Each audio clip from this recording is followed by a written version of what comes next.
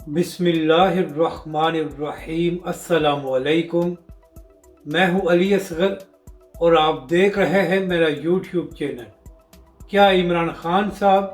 آج اٹک جیل سے رہا ہو جائیں گے؟ اس ویڈیو میں ہم اسی کے متعلق بات کریں گے۔ ناظرین کرام، آج توشہ خانہ کیس کے حوالے سے پہلے عمران خان صاحب کے کیس کی سماعت اسلام آباد ہائی کورٹ میں ہونی ہے اور اس کے بعد سپریم کورٹ میں۔ ناظرین کرام، یہاں پر عمران خان صاحب کو یہ شکر ادا کرنا چاہیے کہ وہ خوش نصیب انسان ہیں کہ ایک ہی دن میں ان کی 2 سماعتیں ہو رہی ہیں، ورنہ جب عمران خان کی حکومت میں تحریک لبیک کے سربراہ علامہ سعد حسین رضوی کو گرفتار کیا گیا تھا تو ناظرین کرام 3 مہینے تک تحریک لبیک کے سربراہ کو کسی بھی عدالت میں پیش نہیں کیا گیا تھا۔ اور اہم بات یہ ہے کہ کسی جج یا کسی عدالت کو اس بات کا خیال نہیں آیا تھا کہ ایک جماعت کے سربراہ کو گرفتار کیا گیا ہے اور ان کو کسی بھی عدالت میں پیش نہیں کیا جا رہا اور اس سے انسانی حقوق کی پامالی ہو رہی ہے۔ تو آپ یہاں سے خود اندازہ لگا لیں کہ ہمارا نظام کس قدر دوغلا ہے کہ جب کسی لاڈلے کی باری آتی ہے، چاہے وہ نواز شریف ہو یا چاہے عمران خان ہو، تو ان کو خصوصی سہولیات دی جاتی ہیں، لیکن جب باری تحریک لبیک پاکستان یا اس کے قائدین کی آئے تو پھر کسی کو خیال نہیں آتا کہ انسانی حقوق کی پامالی ہو رہی ہے۔ تو اب بات کرتے ہیں جو عمران خان صاحب کے توشہ خانہ کیس کے حوالے سے سماعت ہو رہی ہے۔ تو ناظرین کرام، عمران خان صاحب نے جو اسلام آباد ہائی کورٹ میں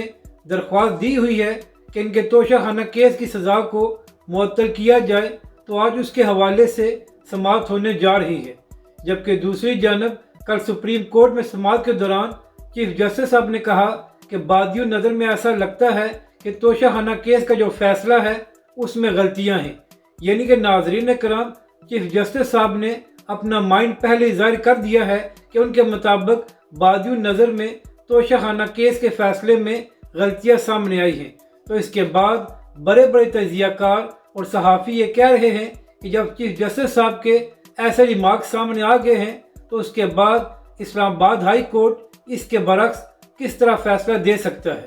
اور ناظرین کرام، یہاں پر اہم بات یہ ہے کہ چیف جسٹس صاحب نے یہ بھی کہا تھا کہ ہم دیکھیں گے کہ اسلام آباد ہائی کورٹ میں کیا سماعت ہونی ہے اور اس کے بعد 2 بجے سپریم کورٹ میں بھی توشہ خانہ کیس کے حوالے سے سماعت ہوگی۔ تو ناظرین کرام، بہت سے تجزیہ کار اور وکلاء برادری کہہ رہی ہے کہ پہلی بات تو یہ ہے کہ عمران خان صاحب کی سزا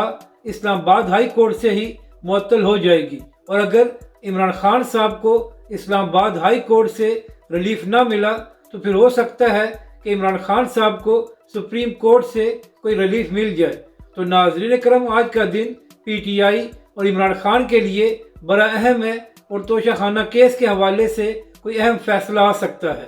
اپنی رائے کا ضرور اظہار کریں کہ آپ کو یہ ویڈیو کیسی لگی اور ہمارے اس چینل کو بھی سبسکرائب کریں۔